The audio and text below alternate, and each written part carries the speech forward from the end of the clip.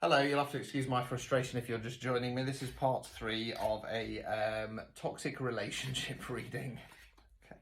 It's something that I specialise in my readings. I generally specialise in toxic karmic relationships and cycles and people dealing with awakenings who need to kick up their fucking arse. Okay, I don't mean to be getting raggy, but if you're just joining us, part 1, you had a tower card moment, the perfect opportunity to run, and you wasted it. Okay, so I'm now at 4 months from where we started, and we'll see if there's been any change. Like I say, there is the slightest glimmer of hope that reverse 8 of Pentacles and the frustration of the situation, alongside the Magician card, might have helped you to realise that you fucked it and it's time to regroup and make a new plan. But we'll see. Okay, I'm not hopeful. I'm not confident. Okay, I've got to be honest with you. Right, okay, we'll see. Right, so first card is the 5 of Wands in the reverse position. So as I mentioned earlier, Wands relate to fire, we're talking about some action. In the upright position, this is the fight card. Okay, they're all bashing each other to merry hell with those wands. Okay, in the reverse position, we're talking about that coming to an end. Now, when this first came out, my mind was, you've given up the fight. Okay, however, the glimmer of hope of the next 2 cards, we've got the 7 of Wands next. Okay, so we've got Chappie here on top of his hill. He's being attacked by the villagers. Now, it's a surprise attack because he's been having a sleep. He's had to chuck on what he can. He's got a boot on, a shoe on, and he's missing his belt. This tends to be the forgive but don't forget card. Now, I'm not saying that you ought to kind of forgive this person just yet, okay, because they've done something which is, you know, in my opinion, has triggered that tower card from part 1. This can talk about standing your ground, and I'm kind of more going along that line, okay? We then got the 9 of Pentacles in the reverse position. So as I say, Pentacles relate to earth, money, finance, non-financial wealth. Now, 9s are reflection cards before we go on to 10 and close down the cycle.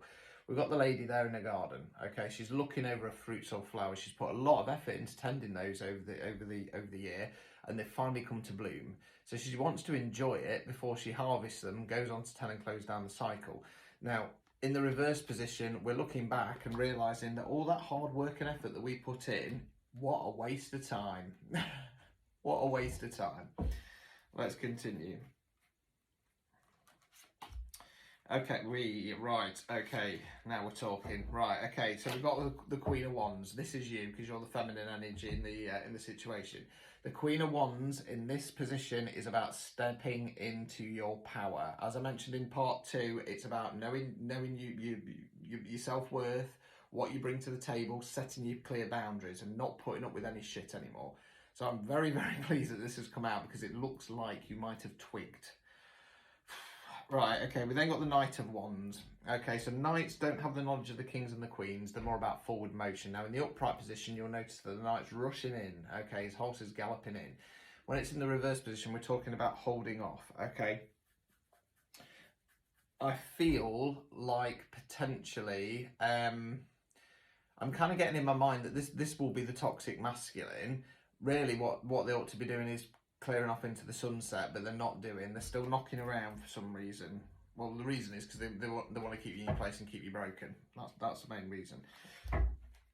Overall outcome. Page of Cups. Okay, so we had him earlier, but it was in the reverse position. So Cups relate to water. We're talking about something on an emotional level. Now, Pages are more youthful energy. They don't have the knowledge and experience of the Kings and the Queens. They don't have the forward motion of the Knights. They're more about giving something a go.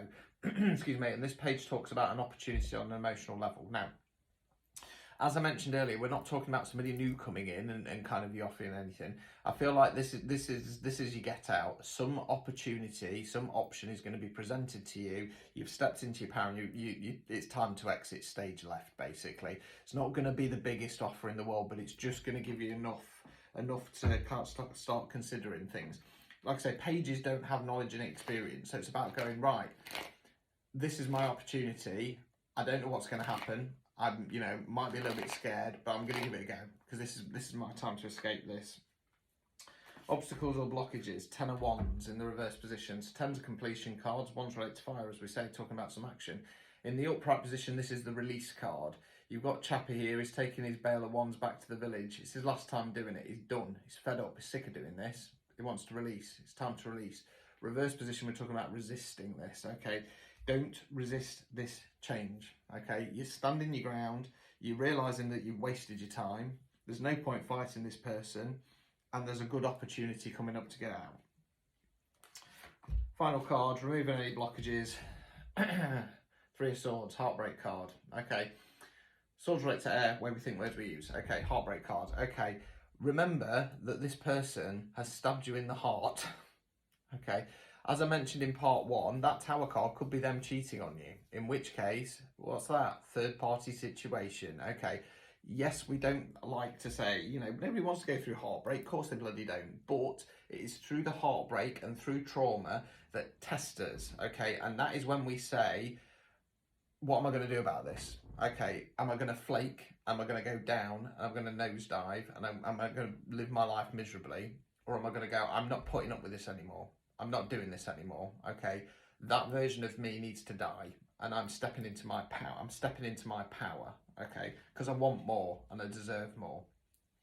I'm going to face this pain, okay? I'm going to learn from it and I'm going to move on. I'm going to make sure I'm not letting people like this enter into my life anymore. So I can sigh a little bit of relief because it does look like it's going to click, okay? You don't have to wait this long, okay? Use that Tower card to your advantage. Get out sooner. For the love of God, you're not happy. Don't waste your life. Don't give your power away to somebody else in any respect, ever, okay? A healthy relationship is not about sacrifice. It is about supporting each other. So this bullshit about, you know, if you love somebody, you have to make sacrifices. No, you don't. You don't ever have to make sacrifices. And I don't know why people think that's an acceptable term, because you should be building each other up, not knocking each other down. Okay, good luck.